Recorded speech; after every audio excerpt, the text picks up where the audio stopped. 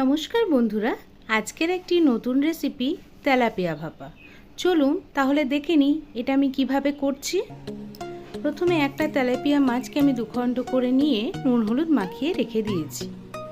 এরপর একটা ফ্রাইং প্যানে খুব সামান্য আমি একটু তেল দিয়েছি, কারণ তেলাপিয়াটাকে আমি খুব হালকাভাবে ভেজে নেব। খুব বেশি পরিমাণে এখানে ভাজা যাবে না, যেহেতু ভাপা। তার পাশাপাশি আমি একটা পেস্ট বানাচ্ছি।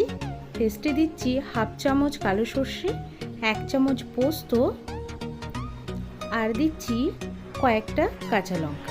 আপনারা যেমন ঝাল খাবেন তেমনি পরিমাণ ঝালটা এখানে ব্যবহার করবেন। আমি খুব বেশি ঝাল দিচ্ছি না, মিডিয়াম ঝালটাই আমি রাখবো। এবার একটি স্মুথ পেস্ট বানিয়ে নেব। দেখুন আমার একটা স্মুথ পেস্ট বানানো হয়ে গেছে।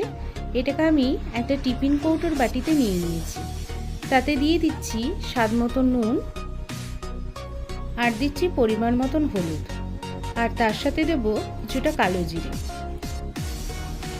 নুন হলুদ কালো জিরেটাকে আমি ভালো মতন মিশিয়ে নিচ্ছি। আমার ভালো মতন মেশানো হয়ে গেছে। এরপর ওর ভেতরে দেব আমি পেঁয়াজ, ক্যাপসিকাম আর টমেটো। পেঁয়াজগুলোকে আমি কিউব করে নিয়েছি, আপনারা চাইলে লম্বা লম্বাভাবেও দিতে পারেন।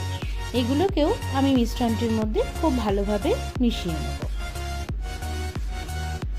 আপনারা এগুলো নাও দিতে পারেন, কিন্তু এগুলো দিয়ে একটা সুন্দর ফ্লেভার আসে, তাই আমি এগুলো এর মধ্যে দিয়েছি।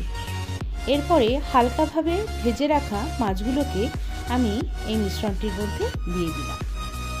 এবার মাছটিকে আমি সমস্ত উপকরণের সাথে খুব ভালো মতো হাত দিয়ে মিশিয়ে নিলাম। আর দিচ্ছি খুব সামান্য পরিমাণ একটু জল, আর চেরা কাঁচা লঙ্কা। কাঁচা লঙ্কার পরিমাণ আপনারা এখানে বাড়ানো কমানো করতে পারেন, যেরকম ঝাল খাবেন তেমন।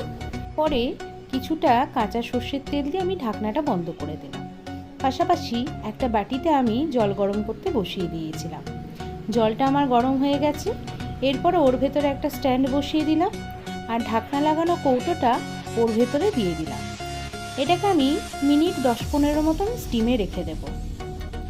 মিনিট 10-15 পর আমি গ্যাসটা বন্ধ করে দিয়েছিলাম। তারপরও আরও 10 মিনিট এটাকে রেস্টে রেখেছিলাম।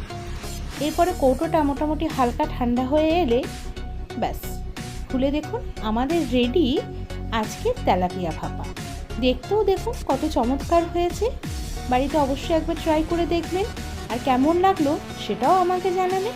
আর আরও নতুন কোনো ভিডিও যদি আপনারা দেখতে চান তাহলে অবশ্যই আমাকে আমার কমেন্ট সেকশানে জানাবেন। ধন্যবাদ। আজ তাহলে আসি, আর অবশ্যই মনে করে আমার চ্যানেলটিকে সাবস্ক্রাইব করে দেবেন নতুন নতুন আরও ভিডিও পাওয়া।